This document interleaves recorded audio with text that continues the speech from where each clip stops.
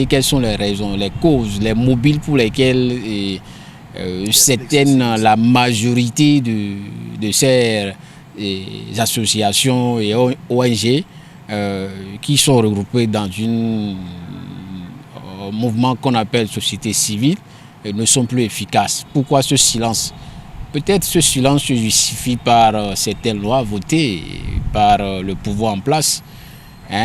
Peut-être c'est ces lois qui les empêchent de s'exprimer, c'est ces lois qui les empêchent de mener véritablement la lutte au sein, auprès des populations pour qu'elles puissent, j'allais dire, trouver un ouf de soulagement. Donc, ce qui est à la base, c'est les lois, ces lois-là, la peur, aussi la peur.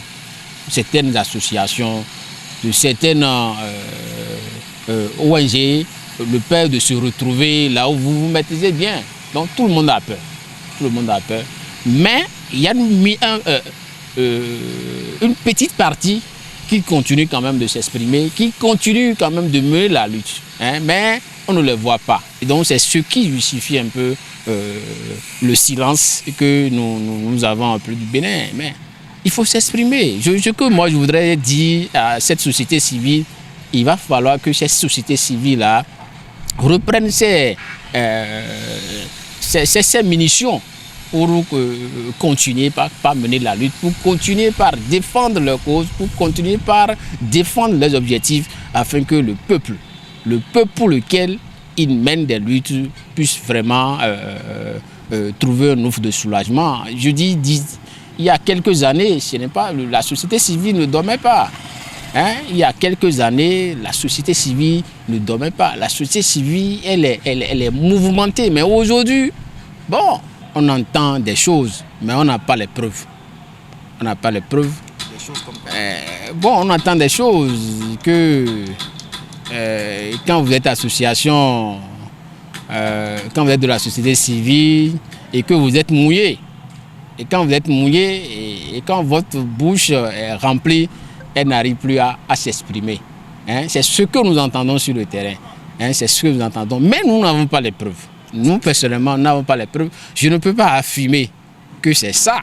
Parce que moi, en tant que juriste, je me base sur des preuves pour pouvoir quand même dire que telle chose est comme ça et de cette manière. Mais je n'ai pas une preuve. Je n'ai pas une preuve pour dire qu'ils sont corrompus, ils sont ci, ils sont ça.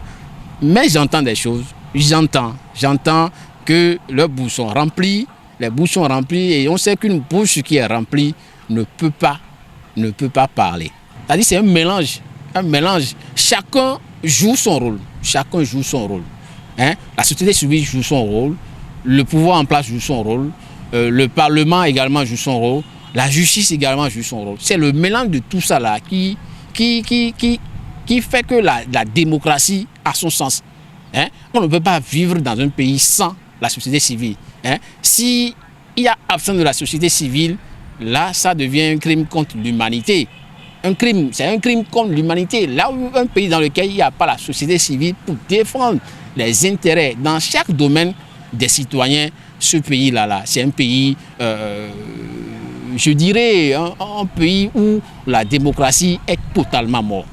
Et bien évidemment, bon, et les OSC doivent jouer un rôle de sensibilisation. Mais avant tout propos, permettez-moi de me demander s'il existe encore des OSC fiables.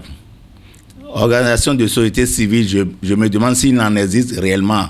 C'est dans ce pays, nous avons vu les mercredis violets, les mercredis de quelle couleur, et tout cela ont débouché en politique. Aujourd'hui, il faut reconnaître que le peuple a perdu confiance en ces sociétés civiles, en ces sociétés dites civiles. Parce qu'en réalité, on comprend aisément que les gens profitent de cela, prennent cela comme l'échelle pour atterrir directement en politique. Moi, je me demande si aujourd'hui il en existe encore. Mais maintenant, s'il en existe, leur rôle, c'est d'abord un rôle de sensibilisation.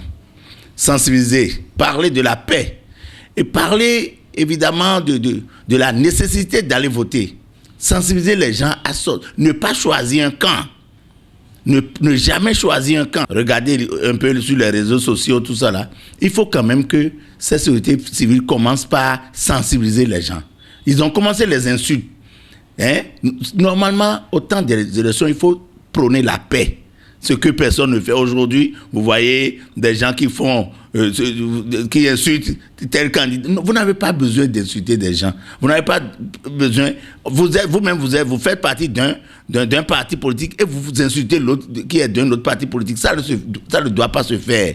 Et si on vous le faisait, vous comprenez? Donc, je dis, nous sommes à une période assez sensible et il faut vraiment parler au peuple.